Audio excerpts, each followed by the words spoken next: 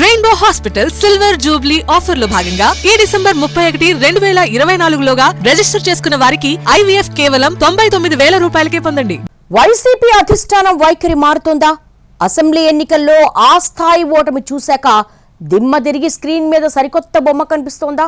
గతంలో పొత్తుల ప్రస్తావన వచ్చినప్పుడు పొత్తుల అవెలా ఉంటాయి, వాటితో మాకేం పని అని డైలాగులు కొట్టిన పార్టీ నేతల స్వరం ఎందుకు మారింది?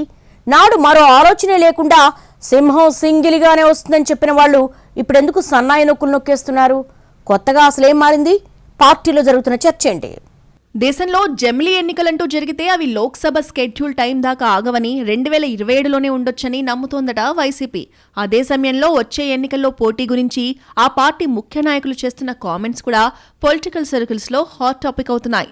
ఇన్నాళ్ళు సింహం సింగిల్ గానే అంటూ వైసీపీ నాయకులు డైలాగ్స్ చెప్పారు. కానీ ఇప్పుడు ముఖ్యుల మాటలు చూస్తుంటే ఈసారి సింహం సింగిల్ కాదా అన్న డౌట్స్ వస్తున్నాయంటున్నారు పొలిటికల్ పండిట్స్.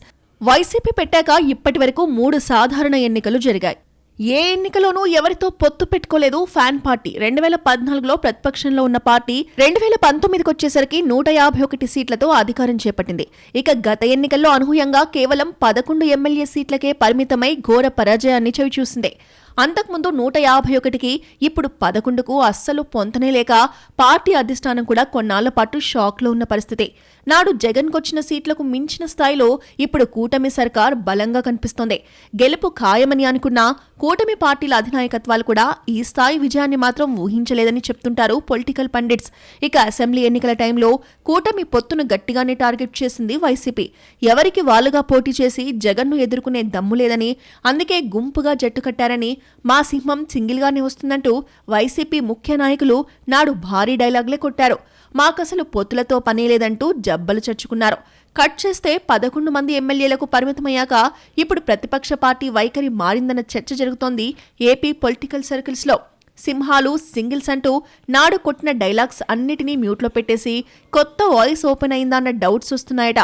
తాజాగా పార్టీ రాజ్యసభ సభ్యుడు విజయసాయిరెడ్డి చేసిన వ్యాఖ్యల్నే అందుకు ఉదాహరణగా చెప్తున్నారు. విశాఖలో పార్టీ ఆఫీస్ ప్రారంభం సందర్భంగా మాట్లాడిన విజయసాయిరెడ్డి 2027లో జమిలీ ఎన్నికలు వస్తాయంటూ భవిష్యవాణి చెప్పారు. అయితే ఆ ఎన్నికల్లో వైసీపీ సింగిల్గానే పోటీ చేస్తుందా అంటే మాత్రం టక్కున ఎస్ చెప్పలేకపోయారాయన.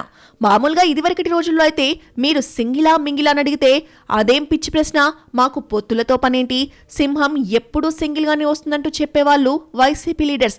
కానీ ఇప్పుడు మాత్రం విజయసాయి నోటి నుంచి ఆ స్థాయి సమాధానం రాకపోవడం అనుమానాలకి తావిస్తోందంటున్నారు పరిశీలకులు.